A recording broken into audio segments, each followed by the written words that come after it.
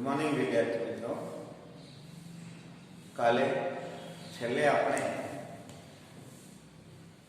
उदाहरण स्वाध्याय में 3.12 જોયું। ત્યારબાદ દાખલા નંબર 3.13 તરફ જઈએ। 3.13 ની રકમ આ રીતની છે। ઉદાહરણ સહિત બંને રાશિઓના તફાવત સ્પષ્ટ કરો। એ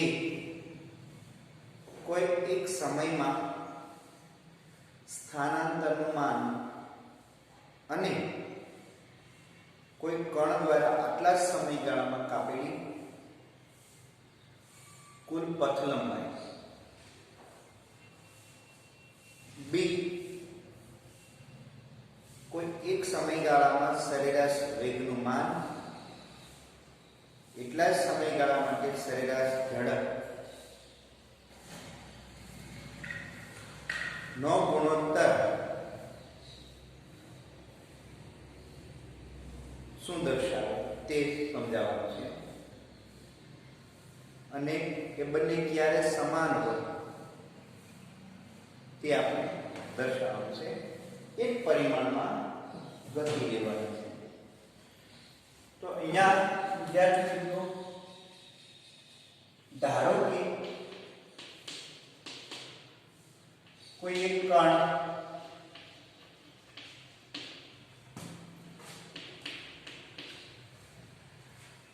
એક પરિમાણમાં ગતિ કરે છે।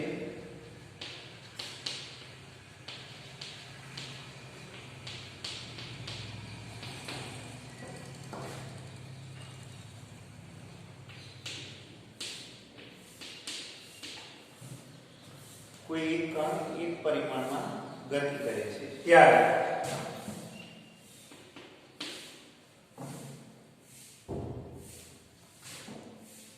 આવી રીતે ધારો કે x અક્ષ પર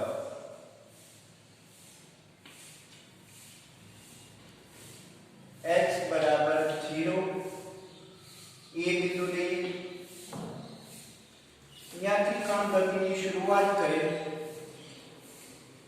बी बिंदु सुधी पहुंचे અને ત્યાંથી એ પરત ફરે અને અંતિમ સી બિંદુ પાસે પહોંચે।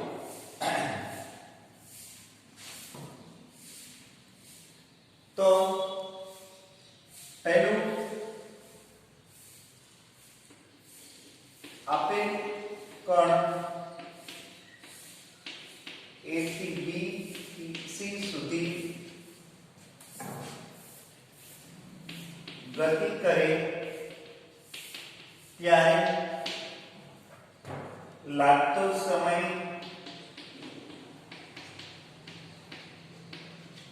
ધારો કે T છે।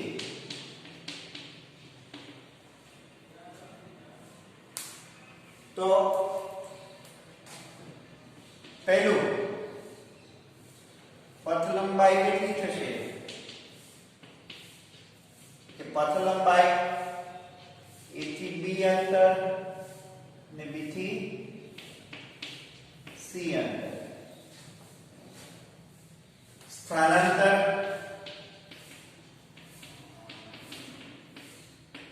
કેટલું થશે તો કે સ્થાનાંતર AC। तो आ કિસ્સામાં આપેલ સમયગાળા માટે પથ લંબાઈ એટલે કે AB BC અંતર ગ્રેટર ધેન AC અંતર થાય કે પથ લંબાઈ સ્થાનાંતર કરતા વધુ થાય। જો સરેરાશ ઝડપ કહીએ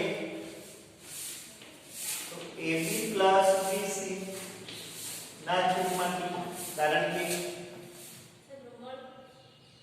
ના આ નહીં એક ટોયલેટ સાફ કરી દઈએ પૂરું એક ટોયલેટ સાફ કરી સરેરાશ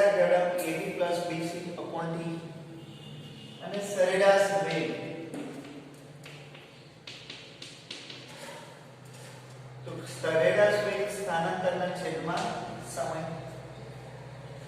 તો આમાં પણ આપણને ખ્યાલ આવે સરેરાશ ઝડપ એ સરેરાશ વેગ કરતા વધારે હોય.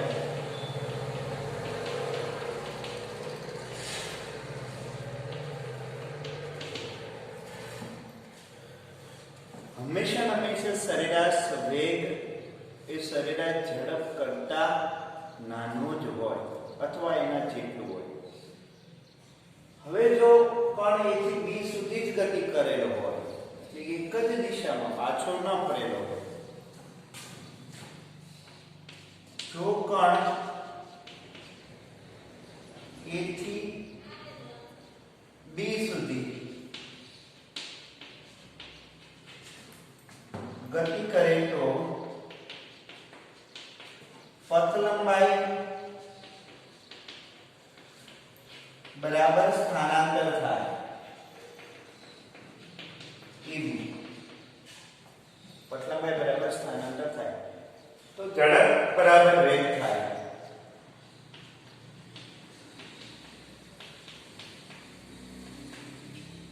ઝડપ બરાબર વેગ થાય. આટલું આપણને આ ઉદાહરણમાં મળે છે. ત્યારબાદ આપણે ઉદાહરણ 3.14 તરફ જઈએ.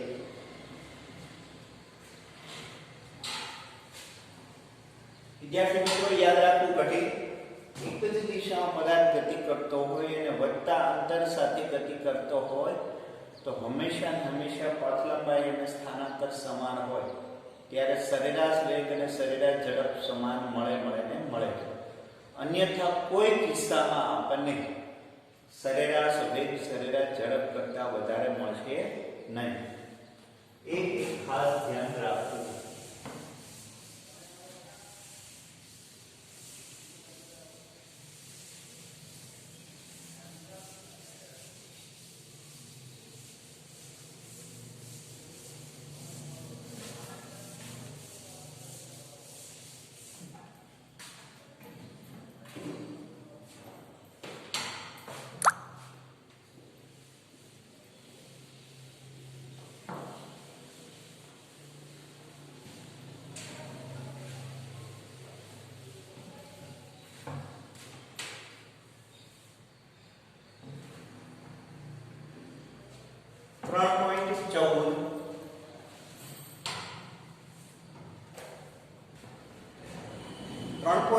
માં આપણને આ રીતનું આપેલું છે.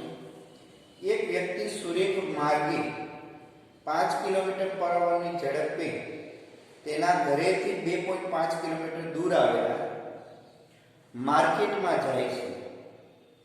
એટલે કે પહેલું એની પ્રારંભિક ઝડપ 5 કિલોમીટર પર અવર અને માર્કેટ 2.5 કિલોમીટર દૂર જાય છે, પરંતુ માર્કેટને બંધ જુએ છે. તે તરત જ 7.5 કિલોમીટર પર અવરની ઝડપથી ઘરે પાછો. એટલે આ જવાની ઝડપ v2 બરાબર 7.5 કિલોમીટર પર અવર આની ઝડપ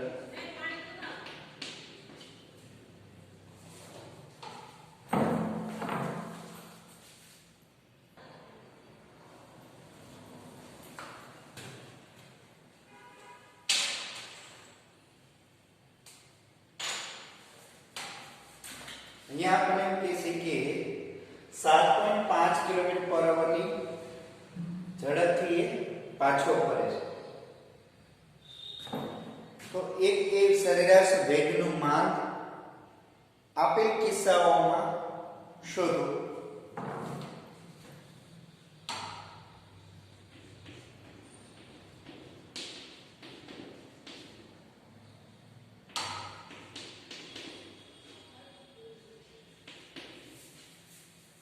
સરેરાશ વેગનું માન b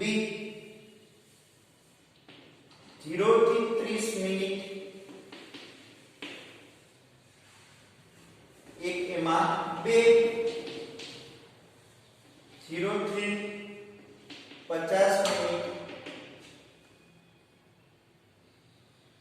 3 0 થી 40 મિનિટ સરેરાશ ઝડપ કેટલી હશે?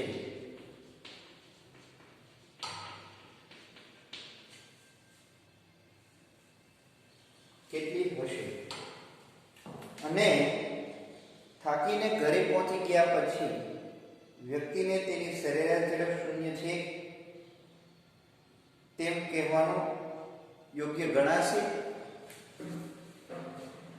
અહીંયા વિદ્યાર્થી મિત્રો પહેલું તો એક આપણે કહેશે કે વ્યક્તિ ઘરેથી એક ઘર અને અહીંયાથી માર્કેટ બંને વચ્ચેનું અંતર 2.5 કિલોમીટર છે. 2.5 કિલોમીટર અંતર છે. હવે જાય છે ત્યારે એની ઝડપ 5 કિલોમીટર પર અવર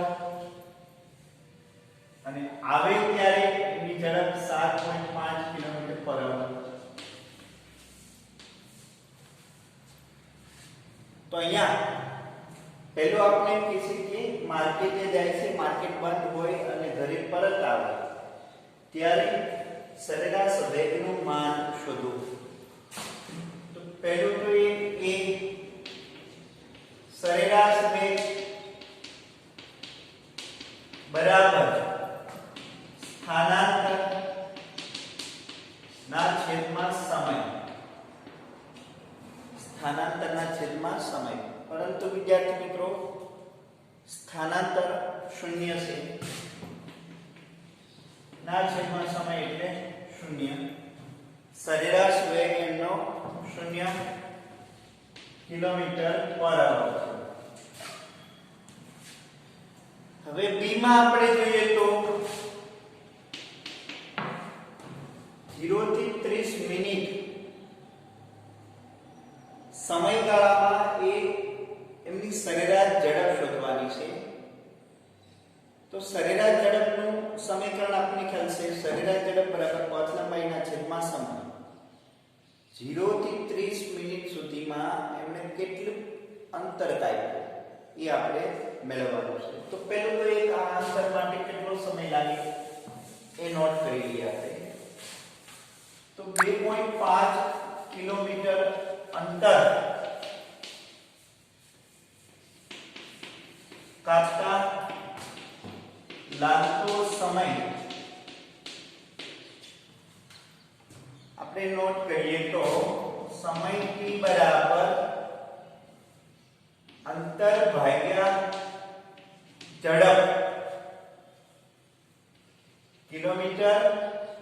કિલોમીટર પર અવર. તો એ આપણને કેટલી મળશે વિદ્યાર્થી મિત્રો? કે 0.5 એટલે 1/2 અવર્સ મળે. 1/2 અવર એટલે 30 મિનિટ. કેટલી થશે? 30 મિનિટ. તો અહીંયા પહેલું આપણે એમ કીધું છે 0 થી 30 મિનિટ સરેરાશ ઝડપ બરાબર પથ લંબાઈ ના છેદમાં સમયગાળો. પથ લંબાઈ કેટલી થશે? a થી b સુધી અંતર 2.5. સમયગાળો એટલે 1/2 એટલે 5 કિલોમીટર પર અવર. જે છે તે જ રહેશે. 0 થી 30 મિનિટ સમયગાળામાં અહીંયાથી અહીંયા વ્યક્તિ પહોંચ્યો છે ત્યારે સરેરાશ ઝડપે સરખી છે. તો અહીંયા વેગ પણ એટલો જ થશે કેમ કે બંને સમાન. તો પહેલો કિસ્સો આપણે જોઈએ. હવે બીજો કિસ્સો આપણે જોઈએ. 0 થી 50 વેગ 0 થી 50 મિનિટ.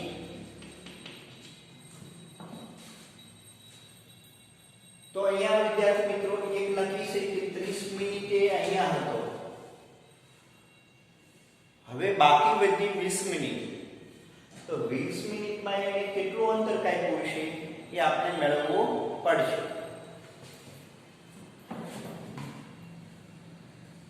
ઝીરો થી 30 મિનિટ સમય ગાળામાં કણ બી પાસે છે. હવે બાકીની એટલે કે 30 પ્લસ વેગ 20 મિનિટમાં કાપેલું અંતર એ આપણે મેળવીએ. તો 20 મિનિટમાં કાપેલું અંતર જો આપણે જોતું હોય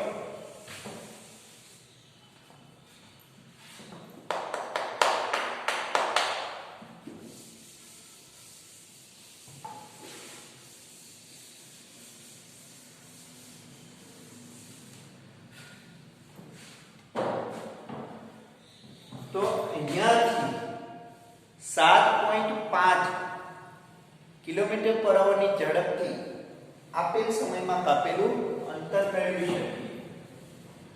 તો કાપેલું અંતર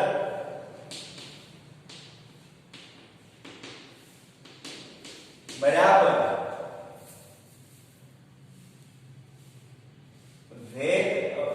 ઝડપ ગુણ્યા સમય. ઝડપ કેટલી છે b થી આવવા માટે? તો કે 7.5. સમય કેટલો છે? 20 મિનિટ. 20 મિનિટ એટલે 1/3 કલાક થઈ. 20/60 કલાકમાં ફેરવી આપે એટલે 7.5 ગુણ્યા 1/3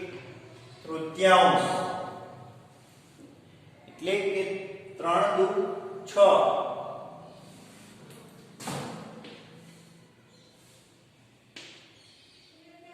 અને 3 પંજા 5 એટલે 2.5. કેટલું થશે? 2.5. એટલે એમણે 20 મિનિટમાં કાપેલું અંતર અહીંયા આવશે 2.5. તો સરેરાશ ઝડપ આપણને કેટલી મળશે?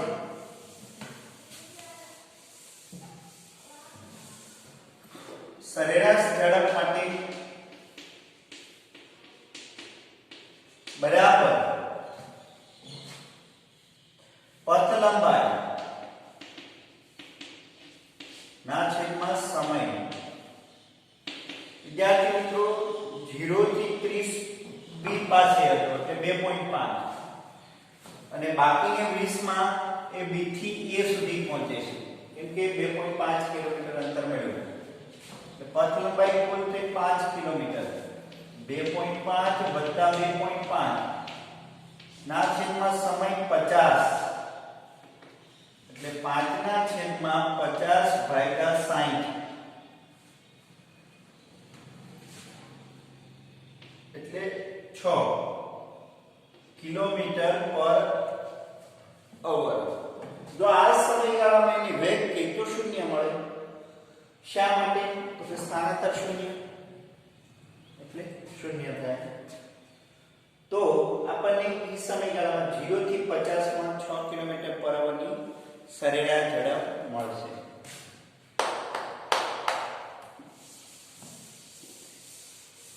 ત્યારબાદ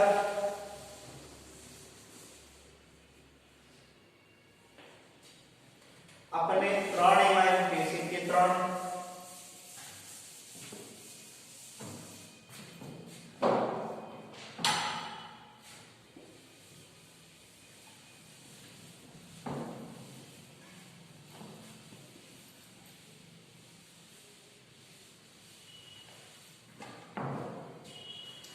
એમાં એમ કહ્યું છે કે 0 થી 40 મિનિટ સમયગાળામાં સરેરાશ ઝડપ શોધો.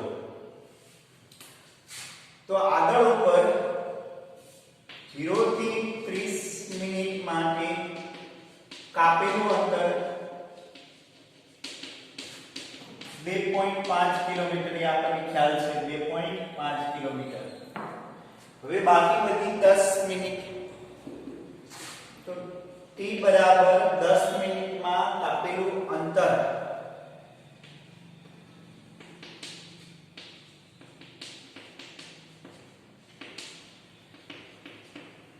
બરાબર વેગ ગુણ્યા સમય. તો b થી પરત આવે છે એટલે 7.5 ગુણ્યા 10 ભાગ્યા 60 એટલે આપણને મળશે 1.25 કિલોમીટર પર અવર. કિલોમીટર એટલે એનો મતલબ એ કે અહીંયા પહોંચે છે, અહીંયાથી રિટર્નમાં અહીંયા પહોંચે ત્યારે લાગતો સમય 40 મિનિટનો હોય. તો સરેરાશ ઝડપ બરાબર પથ લંબાઈ ના છેદમાં સમય. પથ લંબાઈ કેટલી થશે? તો 0 થી 30 માં 2.5, પછી 10 મિનિટમાં 1.25,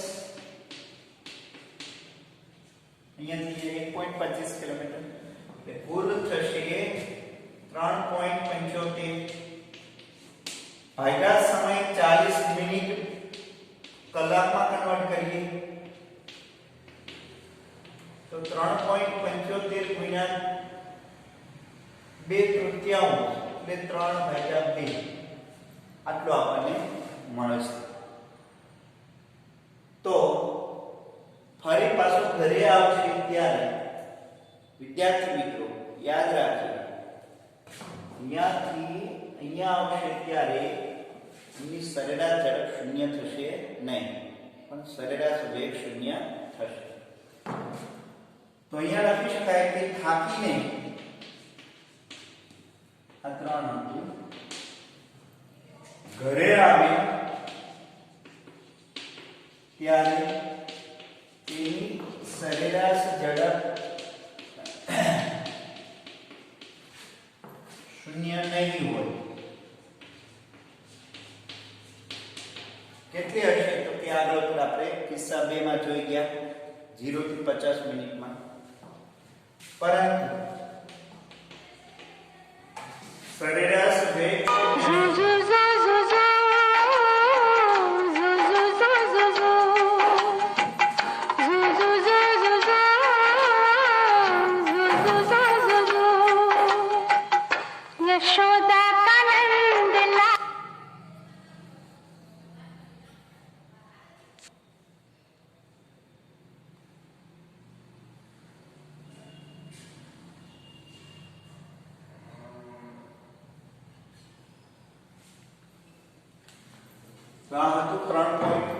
3.14.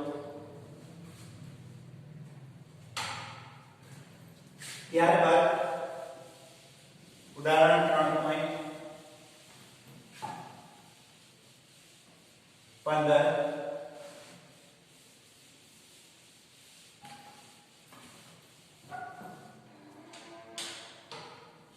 3.15 માં આપણે જોઈએ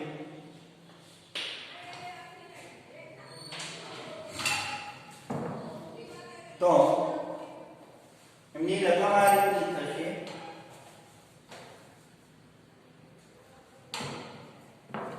3.15 માં આપણે કીધે સ્વાધ્યાય પ્રશ્ન 3.13 અને 3.14 માં આપણે સરેરાશ ઝડપ અને સરેરાશ વેગ વચ્ચેનો તફાવત કાળજીપૂર્વક સ્પષ્ટ કર્યો. તો એમાં તત્કાલીન ઝડપ અને તત્કાલીન વેગ માટે આ તફાવત વિચારવામાં યોગ્ય છે કે નહીં એ આપણને કહે છે. તો મોટા સમયગાળા માટે સરેરાશ ઝડપ અને સરેરાશ વેગ અલગ અલગ મળે, પરંતુ તત્કાલીન ઝડપ અને તત્કાલીન વેગ શું? તો કે સૂક્ષ્મ સમયગાળામાં પદાર્થે કાપેલું અંતર. તત્કાલીન ઝડપ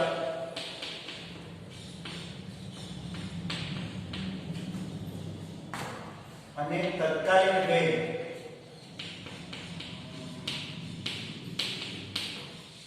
એ પદાર્થે સૂક્ષ્મ સમયગાળામાં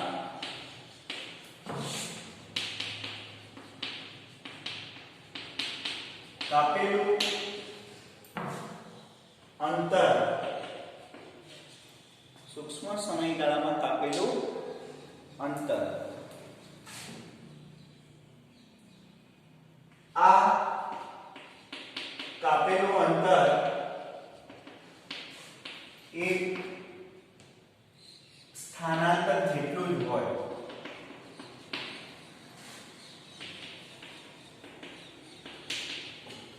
સૂક્ષ્મ સમયગાળામાંથી કોઈ પદાર્થ ગતિ કરતો હોય ત્યારે 0.5 સેકન્ડ સમયગાળા માટે પદાર્થની દિશા એક જ હોય ગતિમાં, ત્યારે એને કાપેલું અંતર અને સ્થાનાંતર બે સમાન હોય. આથી તત્કાલીન ઝડપ અને તત્કાલીન વેગ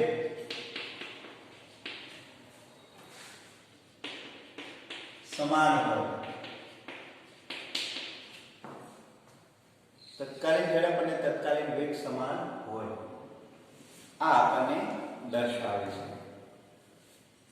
તો મોટા સમયગાળા માટે બંને સમાન ન હોય, પણ નાના સમયગાળા માટે બંને સમાન હોય. તો આ તો દાખલા નંબર 3.15. હવે ત્યારબાદ આપણે દાખલા નંબર 3.16 તરફ જઈએ.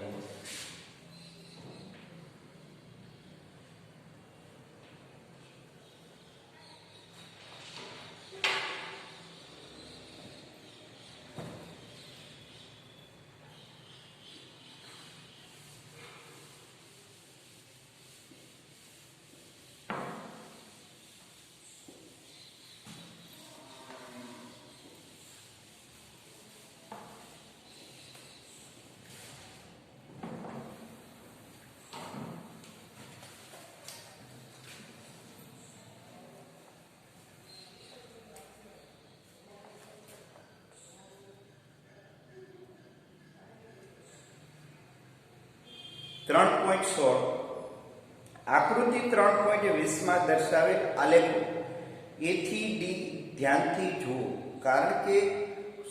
ધ્યાનથી જુઓ અને કારણ સહિત જણાવો કે તે પૈકી કયો આલેખ એક પારિમાણિક ગતિ માટે શક્ય છે. આપણને 4 આલેખો દર્શાવેલા છે. પહેલો આલેખ આપણને આમ કહે છે, સ્થાન વિરુદ્ધ સમયનો આલેખ છે.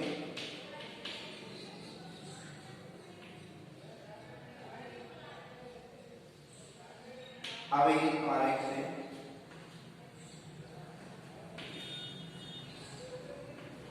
બીજો આલેખ આપણને આપેલો છે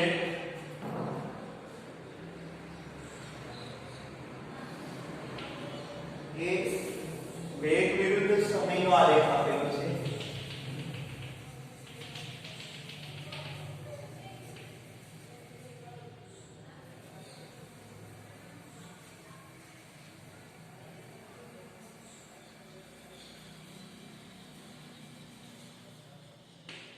અને બી સી આલેખ આપણને આ રીતમાં આપેલો છે.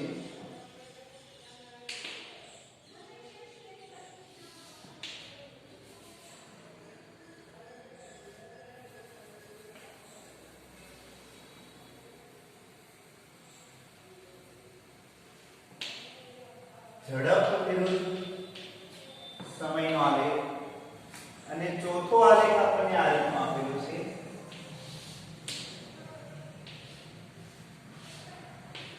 પથ લંબાઈ વિરુદ્ધ સમયનો આલેખ. એક પરમાણુય ગતિ માટે શક્ય નથી.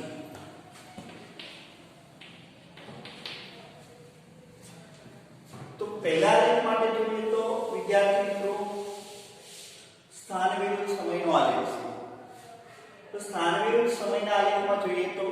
કે આપણે કોઈ એક બિંદુ વ્યાખ્યાયિત કરીએ,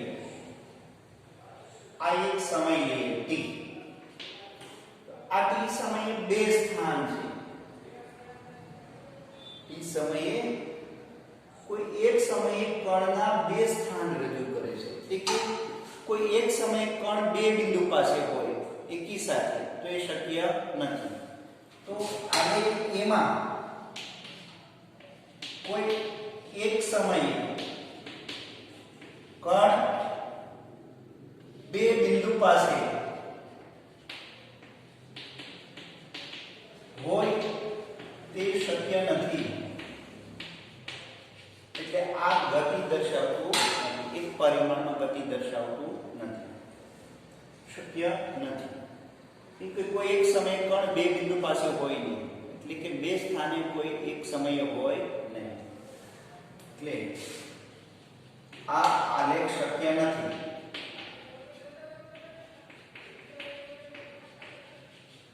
ત્યાર પછી બી જોઈએ, તો બીમાં વેગ વિરુદ્ધ સમયનો આલેખ છે વિદ્યાર્થી મિત્રો. તો એમાં પણ એવું જ થાય, કોઈ એક સમયે વેગના બે મૂલ્ય દર્શાવે, એક પ્લસ v અને એક માઈનસ v. કોઈ એક સમયે બે વેગ શક્ય નથી. આલેખ b માં કોઈ એક સમયે બે વેગ દર્શાવે, જે શક્ય નથી. કોઈ એક સમયે કણના બે વેગના મૂલ્યો શક્ય છે નહીં, અથવા તો બે વેગ શક્ય ન હોય. એક સમયે બે અલગ અલગ વેગ ધારણ ન કરી શકે પદાર્થ, એટલે આ આલેખ શક્ય નથી.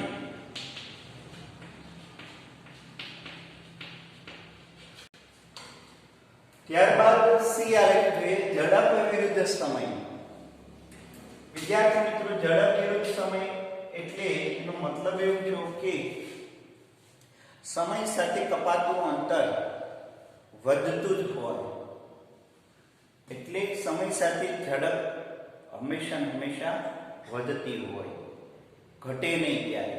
તો અહીંયા સમય વધતા ઝડપ ઘટે છે.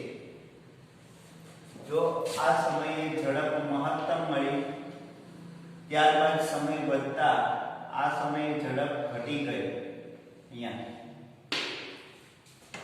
તો સમય સાથે પથ લંબાઈ ઘટે નહીં. આથી આ આલેખ શક્ય નથી.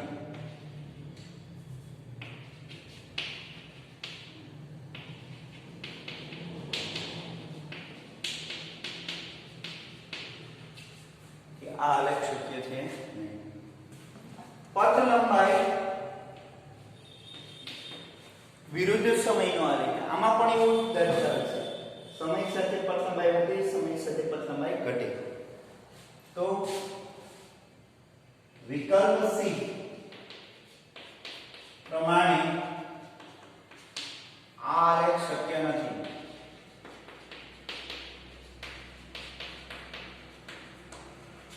વિકલ્પ સી પ્રમાણે આ આલેખ પણ શક્ય છે નહીં. તો અહીંયા વિદ્યાર્થી મિત્રો એ પણ સમય સાથે પથ લંબાઈ ઘટે છે, વધે છે. પથ લંબાઈ ક્યારેય ઋણ હોય નહીં, એટલે કે ઘટે નહીં સમય. તો આવી રીતે એક પણ આલેખ એક પરિમાણીય ગતિ માટે, એક પારિમાણિક ગતિ માટે શક્ય નથી. તો એ ઉદાહરણ 3.16.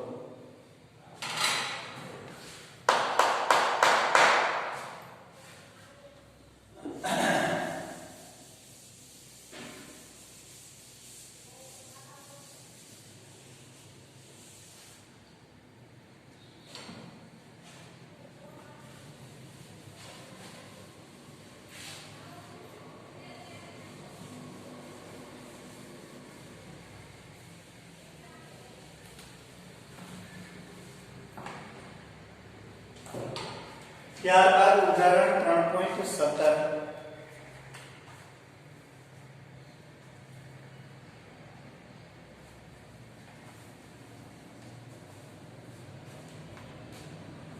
ઉદાહરણ 3.17 માં આપણને એમ કહે છે આકૃતિ 3.21 માં કણની એક પારિમાણિક ગતિ માટે x વિરુદ્ધ t આલેખ દર્શાવે છે.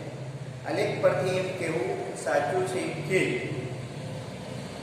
t <0 માટે કણ સૂર્યક માર્ગે અને t < 0 માટે પરવલય માર્ગે ગતિ કરે છે. જો ના તો આ આલેખ માટે યોગ્ય ભૌતિક સંદર્ભનો અભિપ્રાય આપો. એટલે અહીંયા આપણે એમ કહીએ કે કોઈ એક પદાર્થ ગતિ કરે છે ત્યારે એનો સ્થાન વિરુદ્ધ સમયનો આલેખ આ રીતનો છે.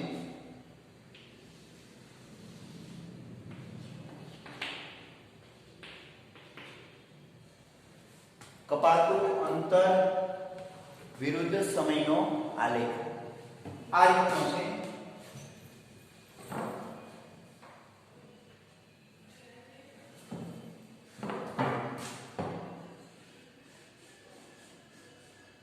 અહીંયાથી આ આલેખ માટે સમય લઈએ t <0. આલેખ માટે સમય લઈએ t <0. તો એક t<0 માટે વિદ્યાર્થી મિત્રો સમય અક્ષને સમાંતર આલેખ છે. એટલે t<0 માટે કણ ગતિ કરતો નથી. આલેખ ઉપરથી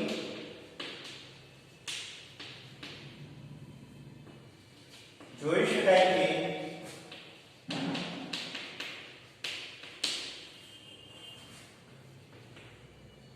t<0 માટે કણ સ્થિર છે. સમય સાથે સ્થાન બદલાતું નથી. 0 એ જ છે. t <0 માટે સ્થાન વિરુદ્ધ સમયનો આલેખ આવી રીતનો વક્ર હોય પરવલય આલેખ કહેવાય. શું કહેવાય? પરવલય આકાર. પરવલય આકારે છે. આથી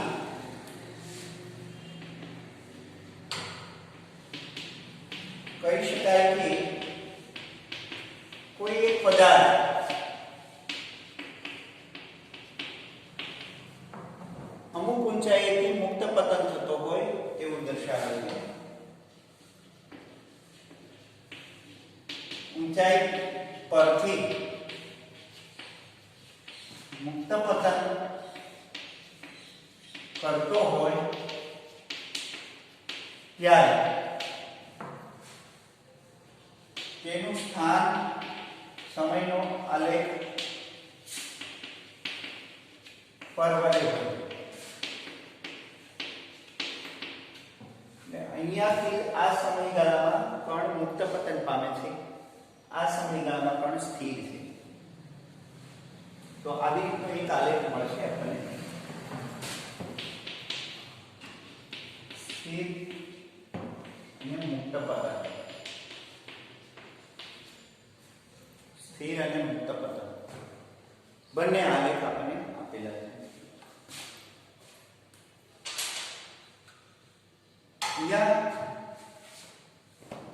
ત્યારબાદ આપણે